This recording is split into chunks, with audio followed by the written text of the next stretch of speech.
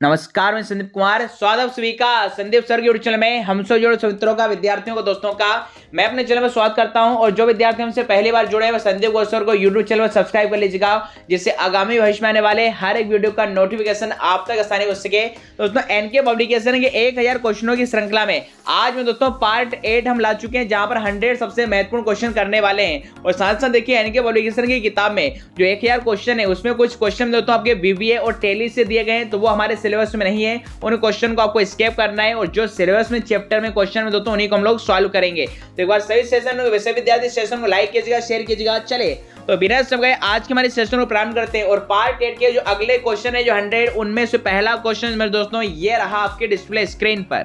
Balance sheet में नया column जोड़ने के लिए क्या दबाते हैं? तो देखिए, आपकी जानकारी बताना चाहेंगे। कई विद्यार्थियों के पास कमेंट्स आए थे, तो सर एनकी पब्लिकेशन की कुछ किताब में आपके कुछ देखिए बीबीए से क्वेश्चन दिए गए, टैली से क्वेश्चन दिए गए हैं। आपकी जानकारी बता दूं, हमारे इस बार की 13 चैप्टर में बीबीए भी सिलेबस में नहीं, ना ही टैली में टैली का सिलेबस है। तो देखिए 701 से लेकर आप यहाँ पर देखिए जितने भी क्वेश्चन देखेंगे स्टार्टिंग के 40 से 45, 701 से लेकर 40 से 45 क्वेश्चन पूरे इन्होंने टैली के या बीबीए के देखे रखे हैं। तो इन क्वेश्चनों को दोस्तों आपको नहीं पढ़ना, ये हमारे सिलेबस में नहीं है। तो हम सीधे यहाँ पर डायरेक्टली चलेंगे जो हमारे सिलेबस में जो चैप्टर है। तो यहाँ से देखिए स्टार्टिंग के 701 से लेकर 748 तक सारे में दोस्तों ये टैली से संबंधित क्वेश्चन है। हमने अरे सिलेबस जो चैप्टर उनसे जो क्वेश्चन स्टार्ट आपको करना है, यहाँ से करना है 749 से। और 7 देखिए 49 में क्वेश्चंस में आपसे जो पूछा गया वो डिस्प्ले स्क्रीन पर आ चुका आपके समक्ष कि ई कॉमर्स को और क्या कह सकते हैं? इंटरनेट, ई बिजनेस, इलेक्ट्रॉनिक डेटा इंटरचेंज, या फिर उपरोक्त में से कोई नहीं। तो जान लेते, देखिए ई कॉमर्स से, ई कॉमर्स का मतलब होता है इंटरनेट पर किया गया किसी भी प्रकार का लेन देन या जो व्यापार या बिजनेस होता है वो ई कॉमर्स कहलाता है। अतः 749 का जो आंसर बनेगा ई बिजनेस, क्या वो मतलब इंटरनेट पर किया गया बिजनेस क्या कहलाएगा? ई कॉमर्स के नाम से जाना जाएगा। अतः विकल्प क्रमांक 2 का चयन जिन विद्यार्थियों ने किया, this is the right answer.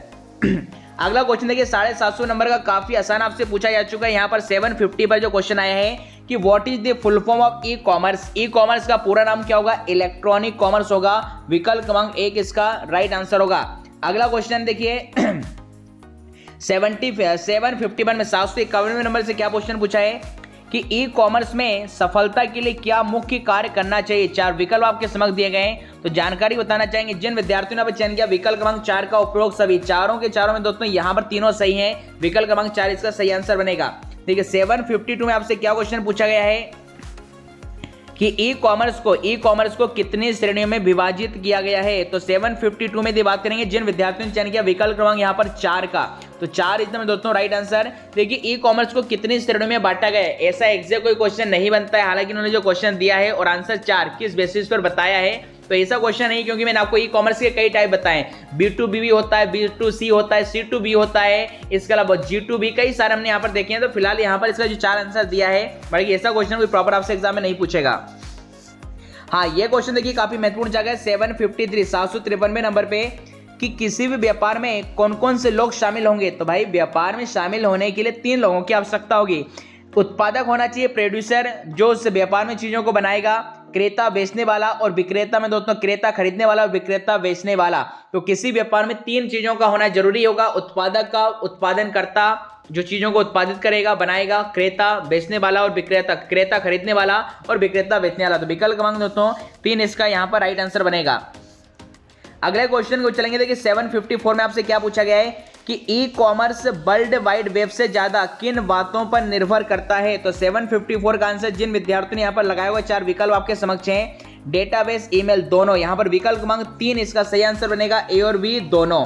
अगला क्वेश्चन देखिए क्या पूछा गया है कि ई कॉमर्स किन मुख्य अवयवों से मिलकर बना है? तकनीक समाज, व्यापार समाज, तकनीक व्यापार या समाज। तो ई कॉमर्स देखिए किन मुख्य अवयवों से बना हुआ है? जिन विद्यार्थियों ने चयन किया विकल्प क्रमांक 3 का, तकनीक, टेक्नोलॉजी से, व्यापार और समाज। विकल्प क्रमांक 3 इसका राइट आंसर बनेगा। अगले क्वेश्चन की चलेंगे। देखिए 756 में आपसे क्या पूछा गया है?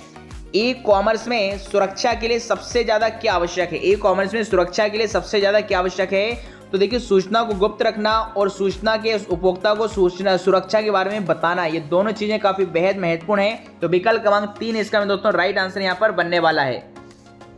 अगला विद्यार्थी, आज के जो सारे क्वेश्चन आपको मिल रहे हैं ई कॉमर्स से दिखाई पड़ रहे हैं 757 में ई कॉमर्स में क्या क्या बाधाएं हो सकती हैं, तो ये सभी बाधाएं हो सकती हैं, पहली, दूसरी, तीसरी। तो विकल्प क्रमांक 4 का जिन विद्यार्थियों ने किया उपरोक्त सभी, दिस इज दोस्तों आपका राइट आंसर।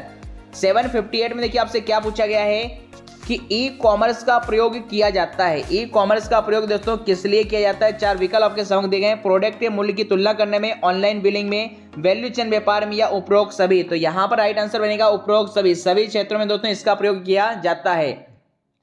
759 में दिया गया है ऑनलाइन शॉपिंग कार्ट किसका एक विकल्प है? ऑनलाइन शॉपिंग कार्ट किसका एक विकल्प है? तो सिंपल सी बात है, यहां पर जो आंसर बनेगा ऑनलाइन कैटलॉग। ऑनलाइन कैटलॉग में दोस्तों ऑनलाइन शॉपिंग का एक कार्ट का में दोस्तों विकल्प है। अगले क्वेश्चन की मूव करेंगे। देखिए क्वेश्चन क्रमांक 760वें नंबर पे आपसे क्या क्वेश्चन पूछा गया है? देखिए यूजर कैटलॉग की तरह किस विकल्प द्वारा दोस्तों आकर्षित होता है? यूजर कैटलॉग की तरह किस विकल्प से दोस्तों आकर्षित होता है? तो जिन विद्यार्थियों ने यहाँ पर चयन किया विकल्प क्रमांक से कीवर्ड या वेबसाइट की डिजाइन या उपरोक्त दोनों, तो यहाँ पर जो देखिए आंसर बनेगा उपरोक्त दोनों होगा। विकल्प क्रमांक में दोस्तों 3 इसका राइट आंसर बनने वाला है 760 का, जबकि एनके पब्लिकेशन ने इसका आंसर कीवर्ड देके रखा है। अगले क्वेश्चन की देखिए मूव करेंगे, यहाँ पर बात करेंगे 761 की 761वें नंबर पे क्या पूछा गया है कि देखिए शॉपिंग कार्ड यूजर को क्या सूचना देता है? शॉपिंग कार्ड यूजर को क्या सूचना देता है? तो हर एक प्रकार की सूचना देगा, अर्थात विकल्प क्रमांक 4 उपरोक्त सभी इसका में दोस्तों राइट आंसर होगा।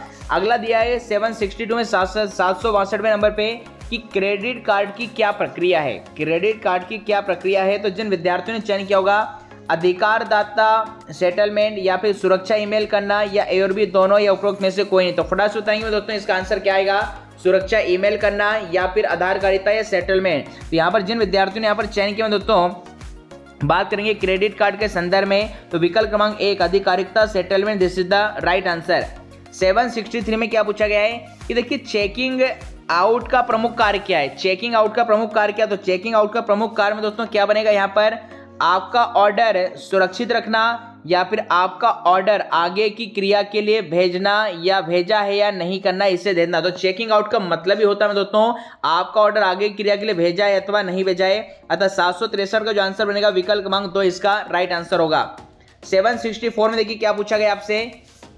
764वें नंबर में हम क्वेश्चन की बात करेंगे 764 की, तो 764वें में पूछा गया शॉपिंग कार्ट के क्षेत्र है। देखिए शॉपिंग कार्ट के क्या क्षेत्र है? क्रियाशील, बाद के लिए सुरक्षित आइटम या ए और बी दोनों। तो जान लेते राइट आंसर जिन विद्यार्थियों ने चयन किया विकल्प क्रमांक 4 का ए और बी दोनों, दिस इज नंबर दोस्तों राइट आंसर। अगले क्वेश्चन की चलेंगे 765वें नंबर पे क्या पूछा गया है कि www.priceline.com किसका सबसे अच्छा उदाहरण है? 4 विकल्प आपके दिए गए हैं, चलिए जान लेते राइट आंसर। तो जिन विद्यार्थियों ने चयन किया विकल्प क्रमांक 2 का उपभोक्ता से व्यापार इज द राइट आंसर। 766 में क्या है कि देखिए ई कॉमर्स में आदान प्रदान की जो क्रिया संपन्न होती है कैसे होगी? तो विकल्प क्रमांक 4 का जिन्होंने किया होगा उपरोक्त सभी, this is the right answer. अगले क्वेश्चन को चलेंगे 767 में क्या पूछा गया है कि उपभोक्ता से उपभोक्ता में किसकी आवश्यकता नहीं होती? उपभोक्ता की, मद में किसी व्यापारी या पर्सन की, इंटरनेट की या उपरोक्त सभी। तो जान लेते राइट आंसर जिन विद्यार्थियों ने चयन किया होगा 767 का बी। देखिए बिजनेस टू बिजनेस व्यापार की बात करेंगे तब तो व्यापारी की आवश्यकता होगी, जबकि उपभोक्ता से उपभोक्ता में से ओएलएक्स पर आप कोई चीज बेच रहे हैं तो यहाँ पर किसी थर्ड पार्टी की आवश्यकता नहीं, दोनों कंज्यूमर सीधे आपस में जुड़ जाते हैं। अर्थात यहाँ पर मद में किसी व्यापारी की दोस्तों आवश्यकता नहीं होगी। विकल्प क्रमांक 2 इसका राइट आंसर बनेगा। अगला पूछा गया कि बेसिक क्वेश्चन है B2C प्रकार के ई कॉमर्स का पूरा नाम क्या है? तो B2C का मतलब है दोस्तों B2C यहाँ पर 768 का आंसर क्या बनेगा? Business to consumer. विकल्प क्रमांक 1 इसका राइट आंसर होगा। अगला देखिए 769 में क्या पूछा गया है?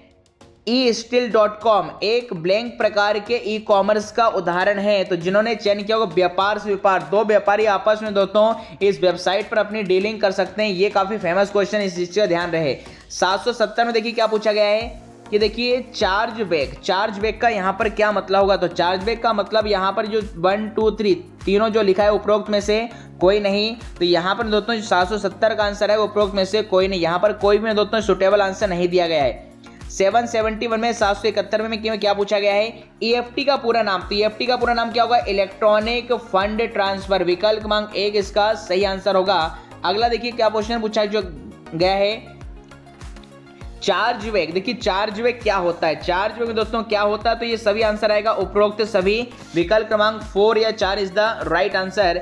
नेक्स्ट पूछा गया 763 में निम्नलिखित में से देखिए ई कॉमर्स की वेबसाइट नहीं है, तो आंसर क्या आएगा www.facebook.com। ये क्या सोशल है, क्या ये सोशल वेबसाइट में दोस्तों, ये कोई ई कॉमर्स वेबसाइट नहीं है। तो 763 का ये जो आंसर बनेगा डी बनेगा, 763 का जो राइट आंसर बनेगा मैं दोस्तों यहाँ पर डी बनने वाला है। अगले क्वेश्चन की चलेंगे, देखिए यहाँ पर 764 में जो आंसर 774 में देखिए जो आंसर दिया गया है यहाँ पर उसकी और यहाँ पर हम चर्चा करने वाले हैं। देखिए यहाँ पर 763 उन्होंने दे दिया, जबकि 773 यहाँ पर सीक्वेंस आगे पीछे दिया है। चलिए 774 में चलेंगे। 774वें नंबर का जो क्वेश्चन आपके डिस्प्ले स्क्रीन पर आ चुका है कि देखिए जब व्यापार इंटरनेट के माध्यम से किया जाता है तो वह क्या कहलाता है, तो बहुत ही आसानी क्या कहलाएगा भाई, ये इलेक्ट्रॉनिक कॉमर्स अर्थात ई कॉमर्स के नाम से जाना जाएगा। विकल्प क्रमांक 3 इसका राइट आंसर होगा। 775 में देखिए आपसे क्या पूछा गया है कि निम्न में से कौन सा ई कॉमर्स का प्रकार नहीं है, कौन सा ई कॉमर्स का प्रकार नहीं है आपके 4 विकल्प में, तो भैया बिजनेस टू मार्केट नहीं होता, विकल्प क्रमांक 2 इसका राइट आंसर होगा, बाकी सारे होते हैं। अगला क्या लिखा है, देखिए पैसा पे किस युग से संबंधित है, तो ये आपका eWay.co.in से दोस्तों संबंधित है, विकल्प क्रमांक 1 इसका राइट आंसर होगा। अगला दिखा देखिए 777 में 777 पे कि eBay Amazon.com ये किस प्रकार की कंपनी है, ये क्या दोस्तों किस प्रकार की कंपनी है, तो ये बिजनेस टू कंज्यूमर, ये बिजनेस टू कंज्यूमर अर्थात व्यापारी हैं जो कस्टमर को दोस्तों सीधे सर्विस उपलब्ध कराते हैं या चीज़ों की डीलिंग करते हैं। 778 में 778 में क्या पूछा गया है कि किसी कंपनी तथा उसके सप्लायर्स के बीच होने वाला ट्रांजैक्शन किसके अंतर्गत आता है, तो जिन्होंने चयन किया होगा बिजनेस टू बिजनेस, विकल्प क्रमांक 1 इसका राइट आंसर बनेगा। अगला देखिए 779 में आपसे क्या पूछा गया है कि www.pricelive.com किसका सबसे अच्छा उदाहरण है, तो जिन्होंने चयन किया कंज्यूमर टू बिजनेस, विकल्प क्रमांक 3 इसका राइट आंसर होगा। 778 में देखिए क्या पूछा गया आपसे कि कंज्यूमर टू कंज्यूमर में किसकी आवश्यकता नहीं होती है, तो भैया किसकी आवश्यकता होगी, मिडिल पर्सन की, यहाँ पर बीच में पर्सन की आवश्यकता नहीं होती। कंज्यूमर सीधे कंज्यूमर से दोस्तों क्या कांटेक्ट कर लेता है, तो OLX पर किसी चीज़ को बेचना हो या फिर खरीदना हो, इस प्रकार से। बात करेंगे 781 में 781वें नंबर पर आपसे जो क्वेश्चन पूछा गया है काफी महत्वपूर्ण है कि कौन सा एक प्रकार नीलामी से संबंधित है, तो नीलामी से संबंधित क्या होगा, C2C, जहां पर कंज्यूमर सीधे उपभोक्ताओं को अपनी चीजों को बेच सकता है, खरीद सकता है, तो विकल्प क्रमांक 4 इसका सही आंसर बनेगा। अगले क्वेश्चन की चलेंगे, देखिए 782 में क्या पूछा गया आपसे 782 में कि सूचना सुरक्षा एक क्रिया है जिसमें सूचना को सुरक्षित रखते हैं, इसके लिए निम्न में से किसका सुरक्षित रहना आवश्यक है, तो विकल्प क्रमांक 4 में दोस्तों उपरोक्त सभी, दिस इज द क्या बन जाएगा यहाँ पर राइट आंसर आपका बनने वाला है। अगले क्वेश्चन को जानेंगे 783 में क्या पूछा गया है 783 में कि एक रूपता की पहचान के लिए निम्न में से किसका प्रयोग करते हैं, सीमा का, जगह का, आईडी की अद्वितीयता का या उपरोक्त सभी, तो जिन विद्यार्थियों ने चयन किया विकल्प क्रमांक 4 का उपरोक्त सभी, this is the right answer. 784 में आपसे देखिए क्या पूछा गया है कि निम्न में से कौन सी तुल्यता के कार्य को बताता है, लॉग, ऑडिट रोल और भी दोनों या उपरोक्त में से कोई नहीं, तो जिन विद्यार्थियों ने चयन किया विकल्प क्रमांक 2 का ऑडिट रोल, तो ऑडिट रोल में दोस्तों एक प्रकार के लो लेवल के कार्य को यहाँ पर बतलाता है। 785 में देखिए जो क्वेश्चन पूछा गया है IT एक्ट से कि देखिए IT एक्ट 2000 का मुख्य उद्देश्य क्या है, इलेक्ट्रॉनिक डेटा ट्रांसफर को कानूनी मान्यता दिलाना, अधिक से अधिक डेटा इलेक्ट्रॉनिक रूप में ट्रांसफर करना, ई कॉमर्स को बढ़ावा देना, ये उपरोक्त में से कोई नहीं। तो जिन विद्यार्थियों ने यहाँ पर चयन किया इलेक्ट्रॉनिक डाटा ट्रांसफर को दोस्तों कानूनी मान्यता दिलाना, ये आपके महत्वपूर्ण इस एक्ट का उद्देश्य है। 786 में क्या पूछा गया है कि थ्रेट का वर्गीकरण किसके आधार पर किया गया है, थ्रेट का वर्गीकरण किसके आधार पर किया गया है, तो जिन्होंने चयन किया विकल्प क्रमांक C का A और B दोनों, this is the right answer. 787 में निम्न में से कौन सी उच्च तुल्यता हाई लेवल के कार्य को बताता है, तो ये फिर से क्वेश्चन आ चुका है, तो यहाँ पर जो 787 का आंसर क्या होगा आपका, देखिए अभी जो क्वेश्चन आपसे पूछा गया था 7, यदि हम बात करेंगे यहाँ पर इससे पहले कि निम्न से देखिए लो लेवल को कौन दर्शाता है, तो इसका आंसर ऑडिट रोल था, लो लेवल को, जबकि यहाँ पर हाई लेवल पूछा गया है। तो 787 में जब हाई लेवल का पूछा है तो आंसर क्या आएगा, लॉग आएगा। इस चीज का दोस्तों ध्यान रहे, लो लेवल में ऑडिट रोल होगा और हाई लेवल में आपका लॉग आता है। 788 की बात करेंगे, 788 नंबर का जो क्वेश्चन आपसे पूछा गया है कि देखिए कंप्यूटर नेटवर्क को हैक करने, उसमें संग्रहित आंकड़े चुराना तथा उस सूचना का अपने प्रतिद्वंदियों तक का उन्हें भेजना के लिए इस्तेमाल करना क्या कहलाता है, तो जिन्होंने चयन किया विकल्प क्रमांक 2 का cyber crime, cyber crime is the right answer. 789 में देखिए क्या क्वेश्चन आया है कि कंप्यूटर की प्रोग्रामिंग भाषा किस भाषा में लिखी गई, कंप्यूटर की प्रोग्रामिंग किस भाषा में लिखी गई है।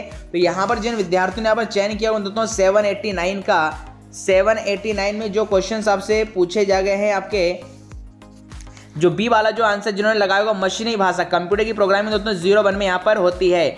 अगला क्वेश्चन 790 में क्या पूछा गया है कि इंटरनेट पर प्रत्येक कंप्यूटर किसकी सहायता से मेरे दोस्तों यहाँ पर पहचाना जाता है। तो ये मेरे दोस्तों आईपी एड्रेस अर्थात इंटरनेट प्रोटोकॉल की मदद से जाना जाता है। 791 में क्या पूछा गया है कि साइबर अपराधों से निपटने के लिए कौन सा तरीका मेरे दोस्तों कौन सा यहाँ पर अधिनियम प्रदान करता है आपका। तो 791 में बात कर लेंगे जिन्होंने चयन किया विकल्प क्रमांक 1 का सूचना प्रौद्योगिकी अधिनियम 2000, this is the right answer. 792 में क्या पूछना है कि प्रवेश पर नियंत्रण के कितने चरण होते हैं, प्रवेश पर नियंत्रण के कितने चरण होते हैं। तो यहाँ पर ये 3 चरण होते हैं, विकल्प क्रमांक 3 इसका राइट आंसर बनेगा। 793 में क्या है आईटी एक्ट 2000 का कौन सा अध्याय इलेक्ट्रॉनिक गवर्नेंस के बारे में डिजिटल हस्ताक्षर की कानूनी मान्यता देता है। तो जिन्होंने चयन किया विकल्प क्रमांक 3 का 2 का तीसरा इज द राइट आंसर। अगला 794 में कि आईटी एक्ट 2000 का कौन सा अध्याय साइबर रेगुलेशन ट्रिब्यूनल की दोस्तों स्थापना का विवरण देता है। तो जिन्होंने चयन किया विकल्प क्रमांक 2 का 10वां जिस इज द मेरे दोस्तों राइट आंसर। अगला 795 में क्या क्वेश्चन पूछा गया है कि देखिए किसी व्यक्ति के कंप्यूटर से सूचनाएं चुराने का अपराध आईपीसी की कौन सी धारा के अंतर्गत आता है। तो ये काफी महत्वपूर्ण है। तो जिन्होंने चयन किया हुआ धारा 46 का 46 का this is the right answer. 795 का ये जो आंसर होगा धारा 43 होगा 43। अगला क्वेश्चन देखिए 796 में क्या है कि आईपीसी धारा 43 देखिए अभी इसका आंसर हमें बताया 43 आईपीसी धारा 43 के अंतर्गत दोषी पाए जाने पर एकदम कितने रुपए का जुर्माना हो सकता है। तो भैया 1 करोड़ तक का जुर्माना यहाँ पर दोस्तों हो सकता है। 797 में देखिए क्या पूछा गया है कि यदि कोई व्यक्ति कंप्यूटर पर कोई ऐसी सूचना भेजता है जो कि खतरनाक हो और उस पर अपराध के तौर पर कौन सी में दोस्तों धारा लग सकती है। तो यहाँ पर आएगा धारा 66A विकल्प क्रमांक 1 इसका राइट आंसर आएगा। 798 में देखिए क्या पूछा गया है कि किसी व्यक्ति के हस्ताक्षर पासवर्ड तथा अन्य निजी जानकारी का गलत इस्तेमाल करने पर अधिकतम कितने समय का कारावास का प्रावधान है। ये भी काफी महत्वपूर्ण है। तो 798 में जिन्होंने चयन किया 3 साल इज द राइट आंसर। अगला है सुरक्षा आवश्यकताओं के प्रकार है 798 में। तो आंसर आएगा बी अर्थात में दोस्तों 3। और आज का जो हमारा क्वेश्चन है आपका 800वें नंबर का कि ईमेल के माध्यम से ऐसी तकनीक भेजना जिसमें मानहानि होती है और आईपीसी की धारा कौन सी धारा के अंतर्गत आपकी मानी जाती है। तो जिन्होंने चयन किया विकल्प क्रमांक 2 का धारा 499 this is the right answer. तो ये थे दोस्तों आपके 100 क्वेश्चन जिसमें से आज के 45-48 क्वेश्चन टेली के थे जिनको हमने स्किप कर दिए क्योंकि हमारे सिलेबस में नहीं है। 2016 के सिलेबस में थे। इस बार जो सिलेबस में था हमने जो आगे के आपसे क्वेश्चन कराए आपके ये ई कॉमर्स वाले क्वेश्चन है। चलिए दोस्तों तो इससे संबंधित कोई भी क्वेरी है डाउट है तो आप हमें कमेंट बॉक्स में पूछ सकते हैं। और सभी एक बार वीडियो को लाइक कीजिएगा शेयर कीजिएगा और चैनल पर पहली बार आए तो चैनल को सब्सक्राइब कीजिएगा। चलिए तो यहाँ पर 50 हमारे क्वेश्चन हुए हैं इसलिए आगे कुछ क्वेश्चन हम और करेंगे। तो देखिए यहाँ पर अब 801 से देखिए सॉफ्टवेयर सुरक्षा जीवन चक्र में कितने फेज होते हैं। तो यहाँ पर देखिए कुछ डिफरेंट टॉपिक्स के क्वेश्चन आपके दिए गए तो हम यहाँ पर इन्हें स्किप करें क्योंकि ये हमारे में दोस्तों सिलेबस में नहीं है। तो सिलेबस में जो क्वेश्चन हैं देखिए आगे बढ़ते जाएगा। ये सारे क्वेश्चन हमारे सिलेबस में नहीं है। हाँ यहाँ से आप देखेंगे देखिए आपका 816 से क्वेश्चन क्रमांक दोस्तों आपका 816 यहाँ से जो क्वेश्चन है ये हमारे सिलेबस के हैं। तो 816वें क्वेश्चन की ओर चलते हैं और 816वें नंबर का जो क्वेश्चन आपसे देखिए पूछा गया है और क्वेश्चन आज के समक्ष है कि देखिए ईमेल के संदर्भ में सुरक्षा की हानि का कारण क्या हो सकता है। तो 816 के जो ऑप्शन है आपके 4 दिए गए फटाफट बताएंगे राइट आंसर क्या होगा। तो जिन विद्यार्थियों ने चयन किया स्पैम मेल और जंक मेल दोनों ए और बी बिल्कुल विकल्प क्रमांक 3 में दोस्तों इसका राइट आंसर होगा। 817 में देखिए क्या पूछा गया है कि ब्लैंक कंपनी के फोन नेटवर्क को हैक कर लेते हैं। कौन में दोस्तों कंपनी के फोन को हैक कर लेते हैं। देखिए फोन को हैक करने वाले दोस्तों फ्रैकर होते हैं। किसी की निजी बातों को सुनना या उनको डेटा की चोरी करना टेलीफोनिंग के द्वारा तो ये आपके फ्रैकर होते हैं। फ्रैकर लोगों को दूसरों की बहुत ही दोस्तों फिक्र होती है। तो 1817 का आंसर होगा सी वाला। अगला जो क्वेश्चन पूछा गया है ब्लैंक बड़ी संख्या में अवांछित ईमेल संदेश होते हैं मतलब अनसॉलिसिटेड जो ईमेल्स होते हैं ये क्या कहलाते हैं स्पैमर होते हैं। विकल्प क्रमांक 4 इसका दोस्तों राइट आंसर होगा। तो ये जो क्वेश्चन आपके साइबर सिक्योरिटी या नेटवर्क सिक्योरिटी के अंतर आपके आते हैं। अगले क्वेश्चन ये यहाँ पर मूव करेंगे। नए क्वेश्चन आपकी जो समक्ष है आपका 819 में देखिए 819 में क्या पूछा गया है कि ब्लैंक शब्द का प्रयोग उन व्यक्तियों के लिए किया जाता है जो सिस्टम में नेटवर्क में संभावित खतरों को खोजने और अपनी क्षमताओं का दोस्तों उपयोग करते हैं। तो ऐसे लोगों को दोस्तों वाइट हेड हैकर कहलाता है, जो मेरे दोस्तों आपके अच्छे कार्य करते हैं, किसी भी सिस्टम की वल्नरेबिलिटीज या कमजोरियों को उजागर करते हैं। 820 में क्या पूछा गया है कि ब्लैंक शब्द का प्रयोग उन व्यक्तियों के लिए किया जाता है जो सिस्टम या नेटवर्क की सुरक्षा को हानि पहुंचाते हैं और स्वयं या कंप्यूटर के बारे में जानकारी का उपयोग करते हैं। तो ऐसे लोगों को दोस्तों हम ब्लैक हेड हैकर कहते हैं। तो ये आपके टाइप्स ऑफ हैकर मैंने आपको पढ़ाए, वहां से क्वेश्चन लिए जा रहे हैं। 821 में क्या पूछा गया है, निम्न में से सिस्टम की कमजोरी का कारण क्या हो सकता है। तो जिन्होंने चयन किया विकल्प क्रमांक 4 उपरोक्त सभी, this is the right answer. अगले क्वेश्चन की मूव करेंगे। देखिए 822 में आपसे क्या पूछा गया है कि परस्पर संबंधित सूचनाओं की जटिल प्रणाली का यहाँ पर मुख्य प्रबंधन यहाँ पर क्या कहलाता है। तो जिन्होंने चयन किया दोस्तों विकल्प क्रमांक यहाँ पर 2 का डायरेक्टरी सेवा, this is the right answer. अगला क्वेश्चन देखिए 823 में आपसे क्या पूछा जा रहा है कि ब्लैंक कई फिजिकल सर्वरों का एक लॉजिकल में दोस्तों यहाँ पर के रूप में दो कार्य करने की यहाँ पर अनुमति देता है। सर्वर एजेंट, क्लाइंट एजेंट, उपरोक्त दोनों या इनमें से कोई नहीं। तो जिन्होंने यहाँ पर चयन किया दोस्तों विकल्प क्रमांक 1 का server agent is the right answer. 824 में देखिए जो क्वेश्चन आपसे पूछा गया है कि निम्न में से डायरेक्टरी सेवा का के गुण क्या है। तो जिन्होंने चयन किया विकल्प क्रमांक 4 उपरोक्त सभी, this is the right answer. 825 में यहाँ पर जो क्वेश्चन पूछा गया है कि डायरेक्टरी सेवाओं के लिए प्रयुक्त होने वाला स्टोरेज मैकेनिकल किस ऑपरेशन का समर्थन करता है। जिन्होंने चयन किया है विकल्प क्रमांक 2 का right is the right answer. तो यहाँ पर अगले क्वेश्चन चलेंगे। देखिए 826 में आपसे जो क्वेश्चन पूछा गया है कि ब्लैंक डायरेक्टरी सेवाओं तथा फंक्शनैलिटी की वाइड रेंज प्रदान करती है। तो 826 का आंसर जिन्होंने चयन किया विकल्प क्रमांक 3 का Meta is the right answer. नए क्वेश्चन देखिए 827 में आ चुका है कि डायरेक्टरी विभिन्न डायरेक्टरियों में स्टोर की गई सूचना के संगठन तथा प्रबंधन का कार्य करती है। तो 827 का फटाफट आंसर बताएंगे क्या होगा। जिन्होंने चयन किया होगा यहाँ पर Meta, this is the right answer.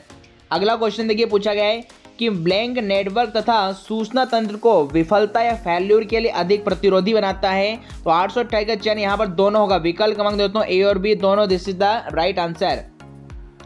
अगला 829 में क्या पूछा गया है कि ब्लैंक डायरेक्टरी किसी विशिष्ट एप्लीकेशनों को यूजर तथा उनके द्वारा परफॉर्म किए जा सकने वाले विभिन्न संचालन एवं कॉन्फ़िगरेशन के बारे में सूचना रखती है। तो जिन्होंने यहाँ पर चयन किया होगा 829 का विकल्प क्रमांक D application, this is the right answer. Next देखिए क्वेश्चन आपसे क्या पूछा गया 830 में कि डायरेक्टरी एकल उद्देश्य की सूचना को स्टोर करती है। तो इसका आंसर होगा भैया सी, विशिष्ट उपयोग, this is the right answer. अगला क्वेश्चन देखिए डायरेक्टरी से क्वेश्चन पूछा गया, हालांकि हमारे सिलेबस में नहीं है, तो यहाँ पर हम इन्हें थोड़ा स्केप करेंगे और जो काम के क्वेश्चन में दोस्तों हम वही करेंगे। अननेसेसरी क्वेश्चन नहीं पढ़ना जो आपके सिलेबस में नहीं है। बात करेंगे आगे की और देखिए ये भी आपके सिलेबस में, हाँ देखिए यहाँ से देखिए क्वेश्चन हमारे उसमें संदर्भ में आ चुका है जावा स्क्रिप्ट के 835, ये हमारे क्वेश्चन का है, काम का है। तो 835 में देखिए क्या आपसे क्वेश्चन पूछा गया है 835 में कि जावा स्क्रिप्ट क्या है। तो भाई एक ऑब्जेक्ट बेस्ड लैंग्वेज है, ऑब्जेक्ट बेस्ड में दोस्तों लैंग्वेज है। आपका विकल्प क्रमांक यहाँ पर डी इसका सही आंसर होगा। अब देखिए वैसे तो हम लोग ऑब्जेक्ट ओरिएंटेड हम इसे मान लेते हैं, किंतु इतनी बात करेंगे जो ऑब्जेक्ट ओरिएंटेड होती है ये बेसिकली हम लोग में दोस्तों ये C++ लैंग्वेज को कहते हैं। तो ऐसी स्थिति में आप जो चयन करेंगे 835 में जो क्वेश्चन आपको पूछा गया है, देखिए ऑब्जेक्ट ओरिएंटेड लैंग्वेज भी होती है और ऑब्जेक्ट बेस्ड भी होती है, किंतु ये ओवरऑल तो ऑब्जेक्ट पर आधारित है। तो ऐसी स्थिति में दोस्तों विकल्प क्रमांक 4 का आप चयन कर सकते हैं। हाँ, यदि ऑब्जेक्ट बेस्ड नहीं दिया होता तो फिर आप ऑब्जेक्ट ओरिएंटेड लैंग्वेज दोस्तों हम इसे मान लेते।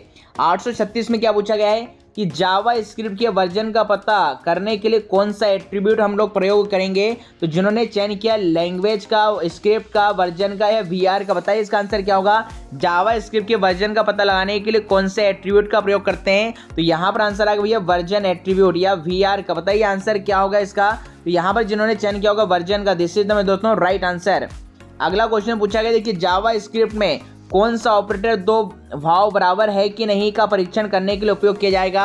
तो जिन्होंने चयन किया होगा यहाँ पर दोस्तों कौन सा ऑपरेटर देखिए दो वैल्यू बराबर है कि नहीं, इसके लिए दोस्तों हम प्रयोग करेंगे आपका नॉट इक्वल टू का है अथवा नहीं, विकल्प क्रमांक 2 इसका यहाँ पर सही आंसर दोस्तों बनने वाला है।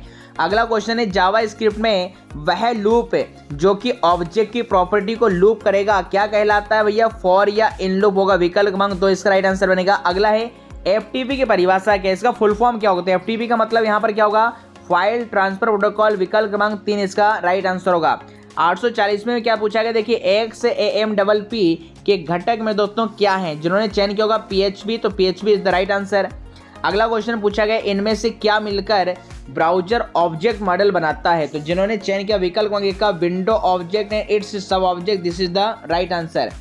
अगला क्वेश्चन देखिए 842 में कि जावा स्क्रिप्ट में ओ के लिए प्रयोग किया जाने वाला में दोस्तों आपका ऑपरेटर कौन सा होगा, तो जिन्होंने चयन किया दोस्तों आपका ओ का मतलब यहाँ पर देखिए जो कैप का जो साइन होगा ये आपका सही आंसर बनेगा।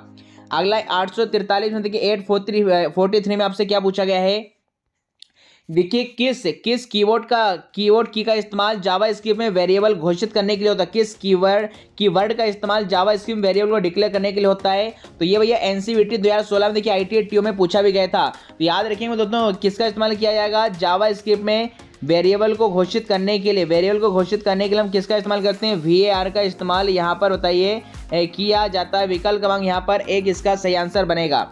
अगला क्वेश्चन देखिए 844 में जावा स्क्रिप्ट कैसे दिनांक रखता है डेटा टाइप के ऑब्जेक्ट में, तो जिन्होंने चयन किया वो दोस्तों आपका सी का 1 जनवरी 1977 के बाद से मिली सेकेंड की संख्या, विकल्प क्रमांक 3 इसका आंसर बनेगा। देखिए VBA का क्वेश्चन आ चुका है, तो VBA हमारे सिलेबस में नहीं है, तो यहाँ सब स्किप करती जाएगा। अगले जो सारे क्वेश्चन यहाँ पर देखिए VBA की आपको दिखाई पड़ रहे हैं 850 तक, ये आपके VBA के क्वेश्चन है आपके।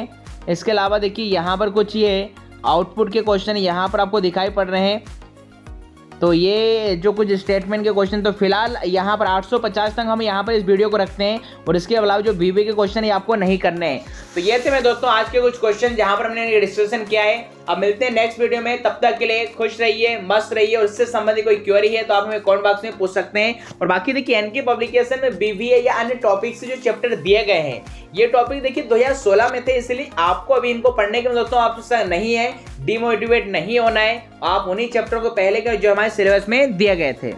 वहीं पर यदि आप हमारे टेलीग्राम ग्रुप के साथ जुड़ना चाहते हैं जुड़ सकते हैं। इसका नाम है, हमारे टेलीग्राम ग्रुप का नाम MPPB study point by Sandeep Gaur sir, जहां पर 57,000 से ज्यादा विद्यार्थी हमारे साथ जुड़े हुए हैं। और यहां पर हर शाम को 7 से रात के 9 बजे तक Hindi, computer, reasoning, math, MPG के हर एक सब्जेक्ट के नॉन टेक्निकल सब्जेक्ट का दोस्तों सुंदर सा सेशन होता है, जिससे आप अपनी तैयारी को बेहतर से बेहतरीन बना सकते हैं। साथ साथ दिन भर यहाँ पर ऑफलाइन क्वेश्चन भी आपके चलते रहते हैं, जिससे आप अपनी तैयारी को और बेहतर में दोस्तों बना सकते हैं। वहीं पर आप हमारे चैनल संदीप गौर सर को YouTube पर सब्सक्राइब कर लीजिएगा, जहां पर दोस्तों आपको हर रात 9 बजे मध्य प्रदेश में होने वाली शिक्षक भर्ती परीक्षा, ITI, कोपा, पटवारी भर्ती परीक्षा, ग्रुप 4 के लिए हिंदी, कंप्यूटर का शानदार सेशन आपको लाइव मेरे द्वारा मिलेगा। और ऑलरेडी मैं अपने इस चैनल पर 600 से अधिक वीडियो डाल चुका हूं, आप हिंदी, कंप्यूटर के अन्य वीडियो हमारी प्लेलिस्ट में चेक में दोस्तों कर सकते हैं। तो ये थी मेरे दोस्तों इससे संबंधित सारी इन्फॉर्मेशन। अब इससे संबंधित कोई भी क्वेरी है, डाउट है, तो आप हमें कमेंट बॉक्स में पूछ सकते हैं। मिलते हैं नेक्स्ट वीडियो में, तब तक के लिए खुश रहिए, मस्त रहिए, स्वस्थ रहिए, व्यस्त रहिए। थैंक यू, जय हिंद,